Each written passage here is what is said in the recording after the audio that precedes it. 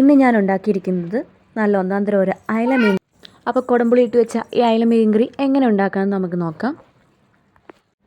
അതിനാദ്യം ചെയ്യേണ്ടത് കുറച്ച് കുടംപുളി എടുത്ത് വെള്ളത്തിലിട്ട് കുതിർത്ത് വെക്കണം. ഏകദേശം ഞാൻ ഒരു 10 മിനിറ്റോളം വെള്ളത്തിൽ കുതിർത്ത് വെച്ചിട്ടുണ്ട്. മീൻകറിക്ക് ആവശ്യമായുള്ള ചേരുവകൾ ചേർക്കാം. നമുക്ക് മുളക് പൊടി, മല്ലിപ്പൊടി, മഞ്ഞൾപ്പൊടി, ഉപ്പ്, ഉലുവാപ്പൊടി എല്ലാം കൂടി ഇട്ട് മിക്സ് ചെയ്ത് കുറച്ച് വെള്ളം ഒഴിച്ച് ചേർത്ത് വെക്കുക.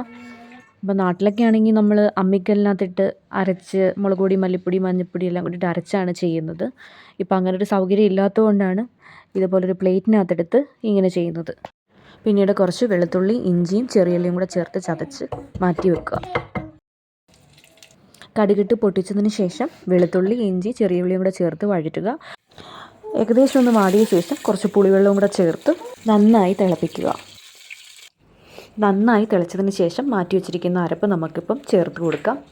ചേർത്തിരിക്കുന്ന അരപ്പ് നന്നായി തിളച്ചതിന് ശേഷം നമുക്ക് മീൻ ഇട്ട് കൊടുക്കാം. അങ്ങനെ നമ്മുടെ ടേസ്റ്റി ആയിട്ടുള്ള നല്ല അയല മീൻകറി റെഡി ആയിട്ടുണ്ട്. അത് വെന്ത് കഴിയുമ്പോൾ ലാസ്റ്റ് കുറച്ച് കറിവേപ്പിലയും കുറച്ച് വെളിച്ചെണ്ണയും കൂടെ ചേർത്ത് അടച്ച് വെച്ചിട്ട് നമുക്ക് കഴിക്കാവുന്നതാണ്. അപ്പോൾ എല്ലാവരും ഇതൊന്ന് ട്രൈ ചെയ്ത് നോക്കുക. ബൈ.